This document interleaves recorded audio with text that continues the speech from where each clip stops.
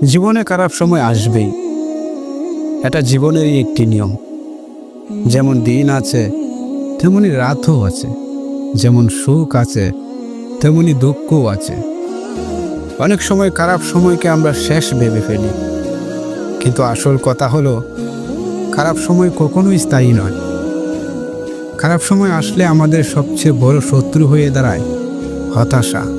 মনে হয় সব শেষ, আর কিছুই করার নেই। কিন্তু মনে রাখবেন, জীবনের প্রতিটি কঠিন পরিস্থিতি আসলে আপনাকে নতুন কিছু শেখানোর জন্য আসে। খারাপ সময় আমাদের ধৈর্য শেখায়। আপনি যখন সমস্যায় থাকেন তখন আপনার ভেতরের শক্তি সবচেয়ে বেশি প্রকাশ পায়। মনে করেন আপনি অন্ধকারে আছেন, কিন্তু ঠিক তখনই আপনার ভেতরের আলো জ্বলে ওঠে। যত বড় মানুষদের গল্প শুনবেন, দেখবেন তারা সবাই কোনো না কোনো সময় কঠিন পরিস্থিতির মধ্য দিয়ে গেছেন। যেমন চাকরি হারানো, ব্যবসায় ক্ষতি, সম্পর্ক ভাঙা। খারাপ সময় আসলে আপনাকে মানুষ চিনতে শেখায়।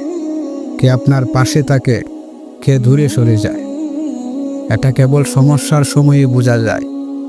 এই জ্ঞান আপনার পরবর্তী জীবনে আপনাকে আরও শক্তিশালী করবে। আপনার জীবনকে বইয়ের মতো ভাবুন। খারাপ সময় মানে বইয়ের একটি অন্ধকার অধ্যায়, কিন্তু পুরো বই কি শুধু সেই এক অধ্যায়? না, সামনে নতুন অধ্যায় আসছে।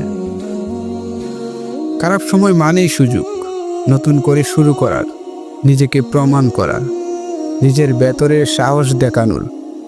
হয়তো এই সময়টা আপনাকে আরও ভালো মানুষ, আরও জ্ঞানী, আরও সফল করে তুলবে। যখনই মন ভেঙে যাবে, নিজেকে মনে করিয়ে দিন এটাও কেটে যাবে।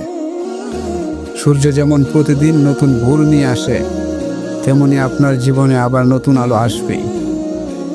খারাপ সময় আপনার শিক্ষক, আপনার শক্তি, আর আপনার সাফল্যের সিঁড়ি। হাল ছাড়বেন না, বিশ্বাস রাখুন, জীবনের সেরা দিনগুলো এখনো আসেনি। আপনি যদি এখন লড়ে যান, সামনে আপনার হাসির দিন নিশ্চিত। খারাপ সময় কখনো স্থায়ী নয়, কিন্তু খারাপ সময়ের মধ্যে আপনার নেওয়া সিদ্ধান্তগুলো স্থায়ী প্রভাব ফেলে। তাই ভেঙে পড়বেন না, উঠে দাঁড়ান, লড়ে যান। একদিন এই সময়টাকে আপনি আপনার জীবনের টার্নিং পয়েন্ট বলে মনে করবেন।